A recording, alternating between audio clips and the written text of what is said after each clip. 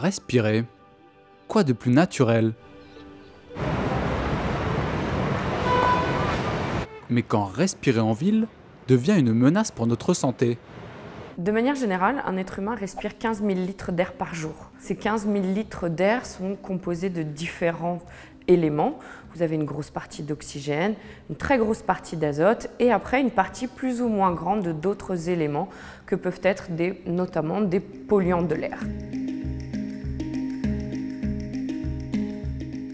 Ces polluants de l'air peuvent avoir différentes compositions. On parle souvent des oxydes d'azote, des particules, et ce sont des polluants de l'air qui peuvent avoir un impact sur votre santé et que vous respirez quotidiennement. La pollution, ça touche tout le monde, des enfants jusqu'aux sujets âgés. Et on peut même remonter plus tôt, c'est-à-dire le fœtus dans le ventre de sa mère est particulièrement sensible à la pollution. Dans les études, on montre qu'il n'y a pas de seuil en deçà duquel la pollution n'a pas d'effet sur la santé. Il y a deux choses différentes. Il y a les effets à court terme et les effets à long terme. Les effets à court terme, on les connaît déjà depuis de nombreuses années. On sait qu'à la suite de pics de pollution, il y a une augmentation de ce qu'on appelle le recours aux soins, c'est-à-dire les gens vont voir leur médecin, vont aux urgences, sont éventuellement hospitalisés. À long terme, ça peut favoriser le développement de ces maladies respiratoires, mais aussi du cancer du poumon, mais aussi on se rend compte qu'il y a des diabètes qui peuvent être favorisés par la pollution au long terme, des troubles cognitifs également.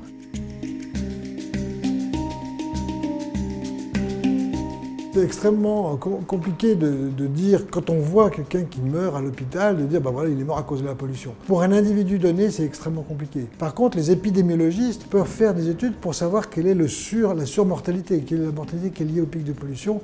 Et en France, le chiffre qui a été avancé en juin 2016 par Santé publique France, c'est 48 000 morts. Si on considère un scénario de base où on respecte les valeurs guides de l'OMS, qui sont de 10 microgrammes par mètre cube de particules fines, on pourrait éviter de l'ordre de 6 600 décès, donc à l'échelle de la métropole du Grand Paris, ce qui correspond à 16% des décès enregistrés sur la métropole. Donc on sait qu'effectivement la pollution tue. Les menaces sur notre santé sont bien réelles. Mais d'où provient cette pollution? Qui la combat aujourd'hui? Et avec quels moyens? Si les métropoles sont les principales concernées, alors vers quel modèle urbain devons-nous tendre pour retrouver un air respirable et sans danger sur notre santé?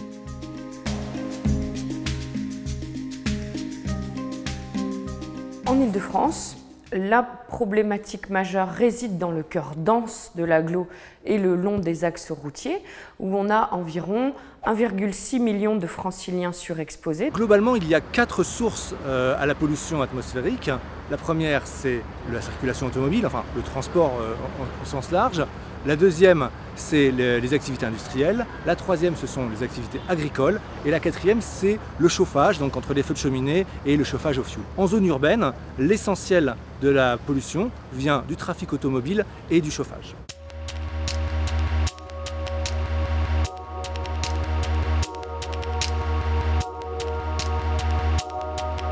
Alors je prends la voiture tous les jours. Je fais toujours le trajet entre Paris et Poissy ou Paris et Saint-Quentin-en-Yvelines, précisément Montigny-Bretonneux. Je mets à peu près une demi-heure près de l'hôpital de Poissy. Pareil pour aller à l'université de Saint-Quentin-en-Yvelines. Le gros problème, c'est plutôt le retour entre la banlieue et Paris, où depuis quelques années, ça se dégrade de façon extrêmement importante. Et aujourd'hui, j'ai une forte augmentation de temps de trajet quand je rentre le soir sur Paris. L'automobiliste est le premier exposé à sa propre pollution. C'est effectivement lui qui est exposé à des niveaux les plus élevés puisqu'il circule dans le cœur dense du trafic. L'habitacle n'est pas un cocon, il ne protège pas de la pollution atmosphérique, bien au contraire. Un rapport d'une commission d'enquête du Sénat a estimé que pour la France, les coûts de la pollution de l'air se situaient entre 68 et 97 milliards d'euros. On a fait plus d'épisodes de pollution depuis fin 2011 puisqu'il y a eu un abaissement des seuils de déclenchement d'alerte, pour les particules notamment. Mais ce nombre d'épisodes de pollution depuis 2012 tend aussi à diminuer tout au long des dernières années. Il y a une relation linéaire entre l'exposition à la pollution de l'air et le risque sanitaire. Donc toute diminution de niveau de pollution de l'air va entraîner un gain sanitaire. La qualité de l'air s'est améliorée en Île-de-France. On respire mieux aujourd'hui qu'hier. Selon les chiffres d'Air Paris, il y a donc une amélioration de la qualité de l'air sur la plupart des polluants. Et en fait, le diable est dans les détails. Les polluants qui diminuent le plus considérablement, ce sont ceux d'origine industrielle. Mais il y a des polluants qui diminuent beaucoup moins rapidement, c'est ceux qui sont liés au trafic automobile. Et il y en a qui stagnent, voire presque augmentent, comme l'ozone ou les NOx. Donc la situation va plutôt mieux sur les paramètres qu'on mesure. Pour autant, on s'aperçoit que la problématique des molécules les plus petites, donc les PM1, les PM01, n'est pas prise en compte pour l'instant. On manque de données encore, mais il se pourrait que là-dessus, il y ait un vrai souci. D'autant plus qu'on sait, que les constructeurs automobiles mentent sur leurs chiffres et sur les émissions en général, et 2, que les nouveaux moteurs, y compris les moteurs essence, émettent en fait beaucoup plus de petites particules qu'ils ne le faisaient avant. Donc là, il y a une vraie interrogation.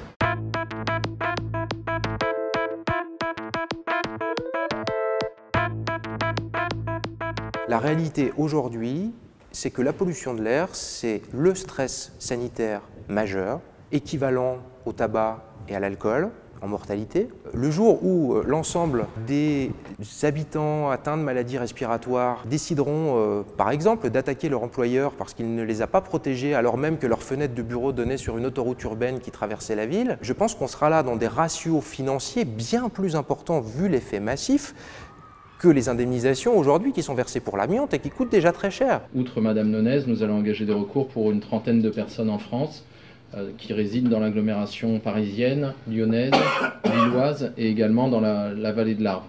Donc on va essayer de démontrer, et on pense le faire dans notre requête, que l'État ou les pouvoirs publics ont commis 3 types de fautes dans cette affaire. L'État français est en contentieux avec l'Union européenne pour dépassement depuis plusieurs années sur les particules, mais aussi sur les oxydes d'azote, donc les 2 polluants qui sont problématiques sur la région. Sur le problème de la qualité de l'air, il y a une situation qui est quand même absolument incroyable, c'est le silence de l'État.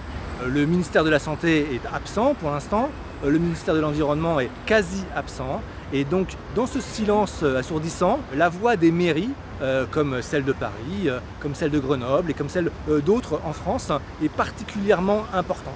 Je pense que tout le monde est conscientisé aux questions environnementales, mais je pense que les grandes métropoles mondiales, parce qu'elles sont peut-être plus en prise directement avec ce phénomène de pollution urbaine, de pollution de la grande ville, de la très grande ville de la métropole, sont un peu à la pointe de l'action. La ville est intéressante parce qu'elle, c'est le niveau zéro, c'est vraiment l'utilisateur, c'est elle qui va avoir les problèmes d'embouteillage, de pollution, de vieux véhicules. Je ne sais pas si les villes prennent le leadership sur la pollution. Ce que je comprends, c'est que les villes prennent leurs responsabilités. Anne Hidalgo est présidente du C40.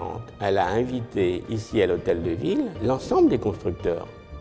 Et ils sont venus. Alors l'objet de cette rencontre qui réunissait les constructeurs français et même des constructeurs étrangers était de parler avec la maire de Paris, le maire de Londres et le maire de Séoul de ce que pourrait être une initiative commune sur la réduction des émissions de polluants des véhicules dans les villes. Ok, il y a eu une période sombre, la triche. Maintenant passons à autre chose. Collaborons ensemble. En conclusion de la conférence internationale Cities for Air, qui a eu lieu en juin 2016, Anne Hidalgo, maire de Paris, et Patrick Collier, président de la métropole du Grand Paris, ont lancé Guapo, un observatoire mondial sur la qualité de l'air. L'enjeu de la qualité de l'air est planétaire. Et ça, les métropoles l'ont bien compris, comme Dublin, qui a décidé d'anticiper les crises à venir.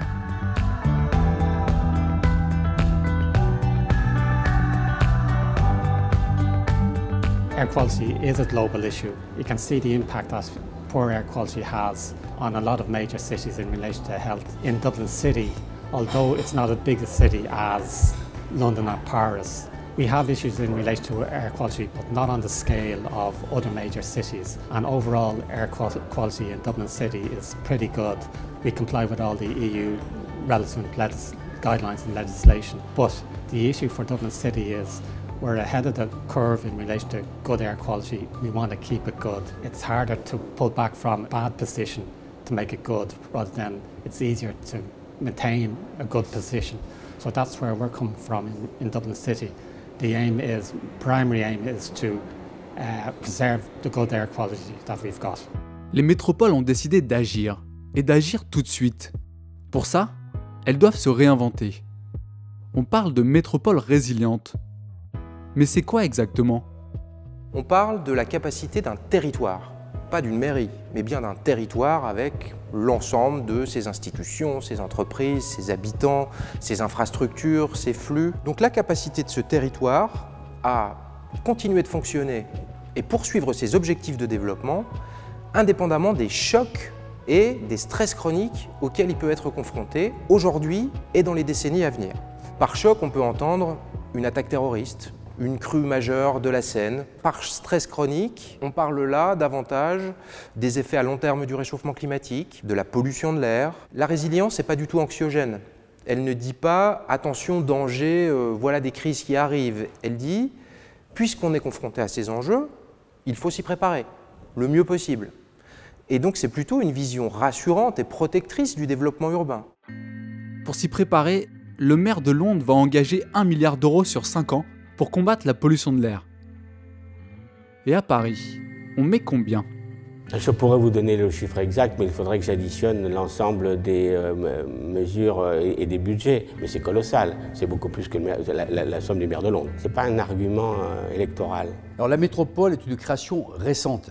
Aujourd'hui, nous sommes au début de nos opérations et ce sont quelques millions d'euros, mais j'espère bien qu'à l'avenir, ce seront des dizaines et des centaines de millions d'euros qui seront consacrés par la métropole à des opérations concrètes pour l'amélioration de la qualité de l'air et l'environnement. Actuellement, nous travaillons à l'élaboration d'un plan climat-air-énergie métropolitain et il va se faire sous forme d'un livrable à double entrée, un tronc commun métropolitain et des volets particuliers sur chacun des 12 territoires de la métropole du Grand Paris.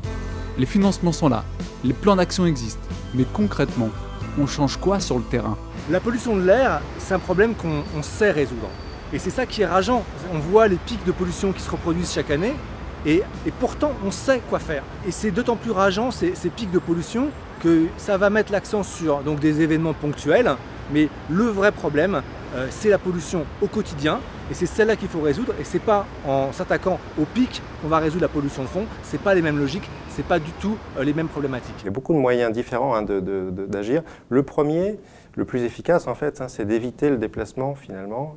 Le déplacement le moins polluant, c'est celui qui n'existe pas ou qui est court ou qui est réalisé à pied ou en vélo ou à zéro émission. Aujourd'hui, les prérogatives de la maire de Paris ne permettaient pas de construire des voies cyclables aussi aisément que le maire de Lyon, par exemple. À partir du 1er juillet, le statut de Paris évolue et donc la maire va récupérer des prérogatives qui vont nous permettre d'accélérer le plan vélo. La volonté, c'est vraiment de développer le vélo avec des objectifs qui sont très ambitieux, de 15% de part modale. Soutenue par une subvention à l'achat, la pratique du vélo électrique s'affirme en ville. Les autorités locales voient dans la mobilité électrique une opportunité de développer une alternative propre. Toutefois, en ce qui concerne la voiture individuelle électrique, la transition reste compliquée. Je me suis renseigné sur la voiture électrique, puisque cette voiture, je l'utilise quasiment exclusivement pour faire des trajets Paris-banlieue, banlieue-banlieue. Déjà, la voiture électrique coûte plus cher qu'une voiture à essence. À ça s'ajoute la location de la batterie. Et puis après, moi je suis en Paris intramuros, où est-ce que je vais recharger ma voiture? Donc il faut que je prenne un abonnement sur les bornes Autolib, et puis là c'est pas gratuit non plus. Au global, il n'y a pas photo, c'est une voiture essence. Ce qu'on commence à voir et qui est problématique, c'est les recharges dans les copropriétés. Donc là, on a vraiment besoin d'avoir un soutien. Il y a souvent des problèmes pour des gens qui veulent acheter une voiture électrique, qui ne peuvent pas parce que la copropriété refuse ou retarde la borne électrique qui coûte 800 €. Il y a, outre le fait de favoriser l'achat de véhicules propres, une politique plus contraignante d'abandon des véhicules les plus anciens. Donc là, c'est ce qu'on appelle les zones de circulation restreinte.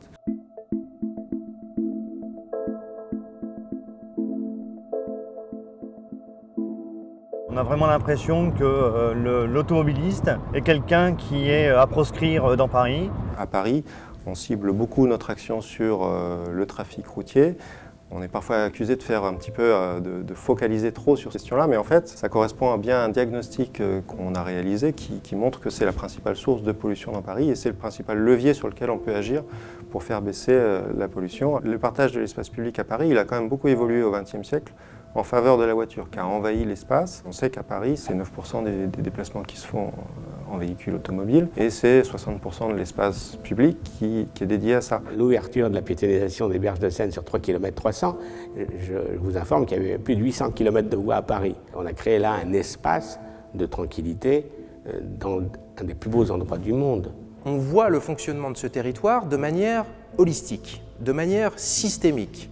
C'est-à-dire, on n'essaie pas de penser d'un côté à nos politiques sociales, de l'autre à nos politiques environnementales et de l'autre à nos politiques économiques.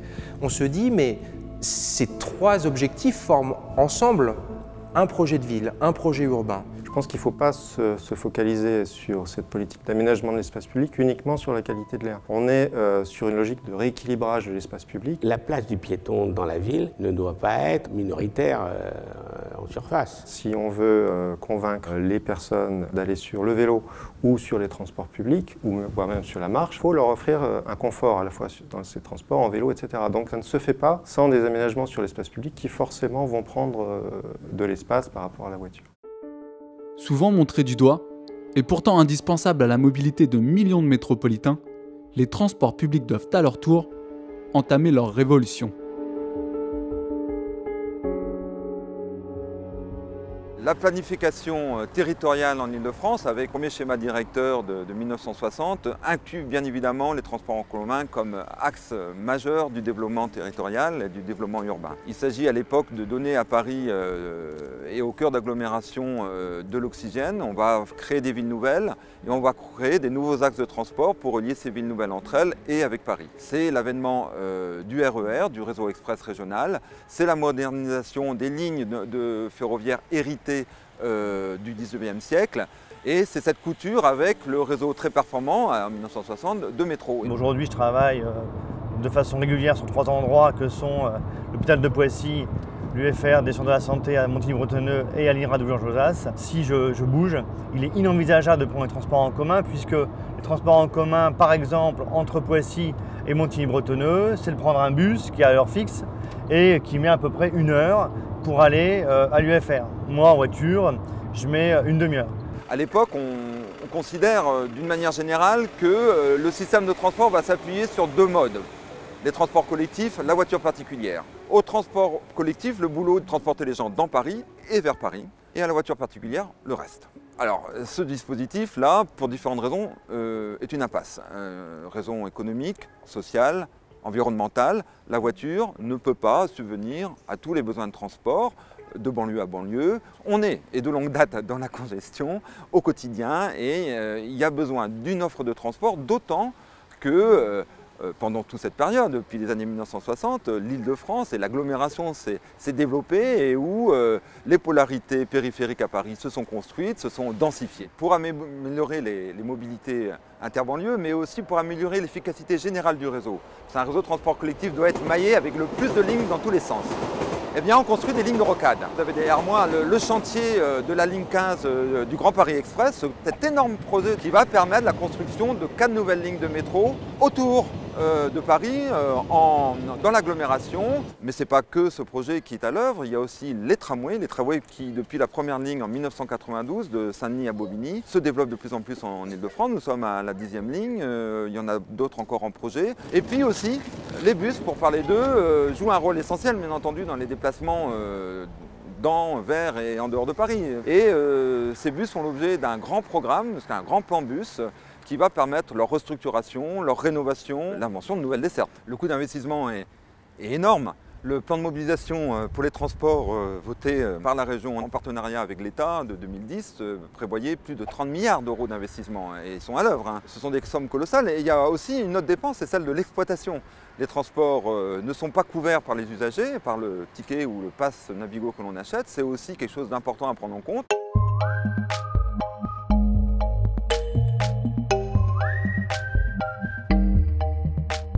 La métropole du Grand Paris est transpercée par des autoroutes urbaines. Il faut en finir, les recycler en avenue urbaine ou en boulevard urbain, ce qui veut dire très clairement restreindre la circulation routière. Il y a trop de voitures dans nos grandes villes.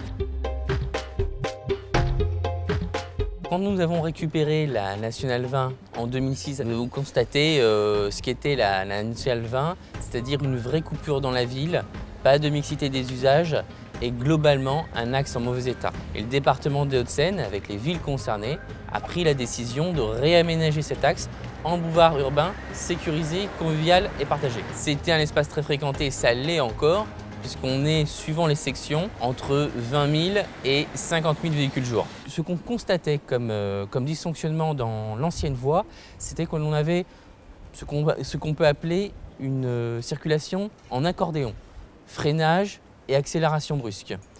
Et ces freinages et accélérations brusques finalement sont générateurs de pollution. Donc l'objectif du département, c'était plutôt de canaliser le trafic, de l'apaiser et surtout d'améliorer les usages de l'axe. Et donc on a amélioré les cheminements piétons, on a créé des cheminements cyclables, on a créé des arbres d'alignement qui n'existaient plus. On a finalement apaisé cet axe par la cohérence de l'aménagement.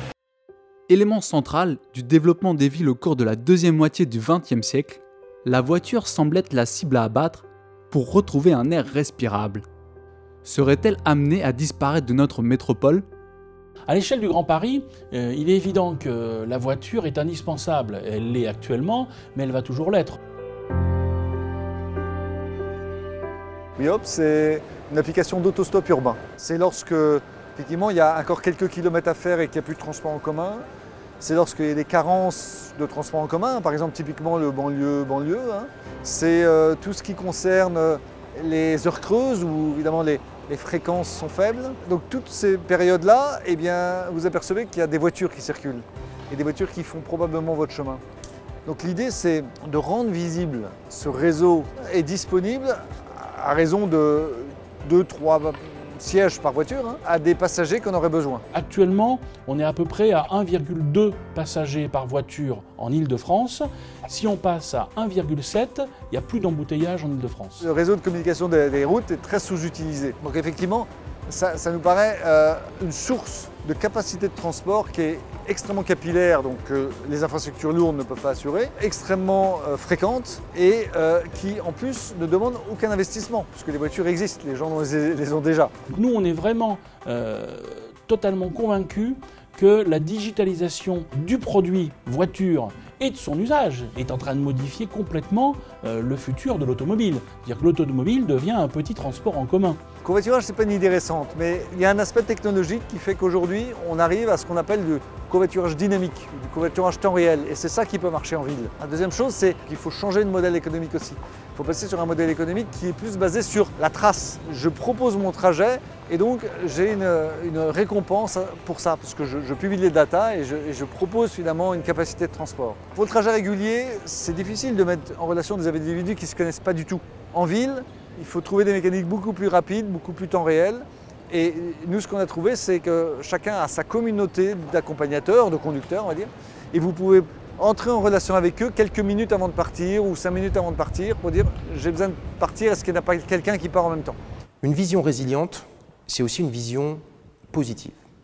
C'est-à-dire qu'aujourd'hui, on considère qu'améliorer la qualité de l'air, c'est avant tout une contrainte. Une contrainte qui va nuire au développement économique, à l'attractivité, etc. C'est au contraire une formidable source d'opportunités de développer des nouveaux centres de coworking dans tout un tas de communes qui veulent avoir de l'activité, de créer de nouvelles façons d'approvisionner la capitale avec des techniques smart qui limiteront complètement et qui optimiseront la livraison de l'ensemble des commerces, d'impliquer les habitants dans, par exemple, la mesure de la pollution via des smartphones et des nouvelles technologies, de nouer de nouveaux partenariats avec les territoires ruraux alentours sur les logiques de circuits courts, d'alimentation durable. L'approche résiliente de la lutte contre la pollution de l'air, c'est de dire avant tout, c'est une opportunité de création d'emplois, de création de nouvelles activités, de mobilisation de l'innovation. Et question chauffage urbain, on a des solutions ? On est sur le secteur, le quartier Franc-Moisin à Saint-Denis. Là, c'est le site d'une chaufferie. C'est une chaufferie biomasse. Il y a une alimentation qui se fait par l'apport de bois, plus précisément du bois de récupération qui vient de Syrie. Là, on est dans le cadre d'un investissement qui est fait par l'opérateur, l'exploitant, dans le cadre d'une délégation de service public. Le réseau aujourd'hui de chauffage urbain rassemble à la fois la ville de Saint-Denis, la ville de l'Île-Saint-Denis, la ville de La Courneuve, la ville de Stein et la ville de Pierrefitte. Le passage d'énergie fossile comme combustible au bois permet d'éviter l'émission tous les ans de l'équivalent de plus de 55 000 tonnes équivalent pétrole. 55 000 tonnes équivalent pétrole, c'est à peu près l'équivalent de 25 000 véhicules. La deuxième chose, c'est que ça participe aussi de l'amélioration en termes de qualité de l'air. Puisque quand on a la multiplication d'éléments de chauffage individuels, on n'est pas dans des unités industrielles, on est dans des choses qui d'un point de vue réglementaire sont extrêmement difficiles à contrôler, puisque ça voudrait dire contrôler des dizaines de milliers de foyers.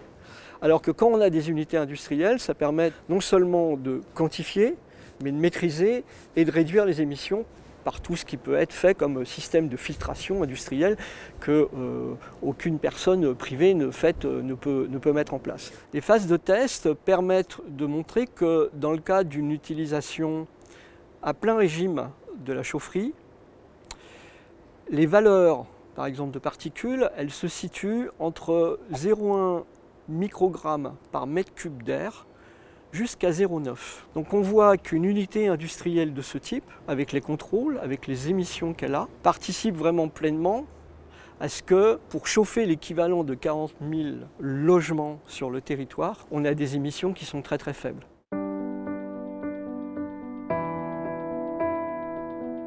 La résilience, c'est avant tout, quel que soit le sujet ou le risque auquel on réfléchit, une question de gouvernance. Et de gouvernance entre acteurs différents.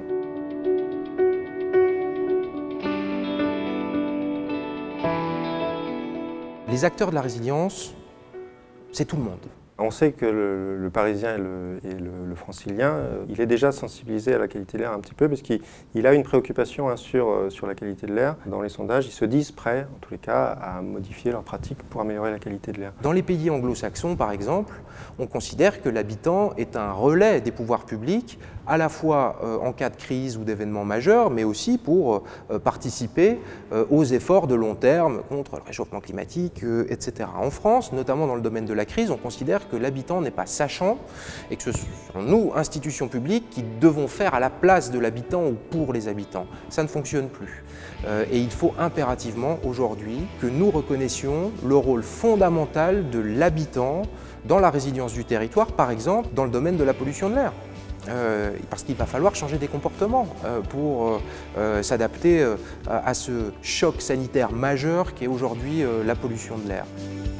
Acteurs publics et privés mènent déjà de nombreuses actions pour lutter contre la pollution atmosphérique. Chacun d'entre nous a également son rôle à jouer. Nous avons la capacité de changer nos comportements, nos habitudes, afin que respirer un air propre redevienne une réalité à l'échelle du Grand Paris.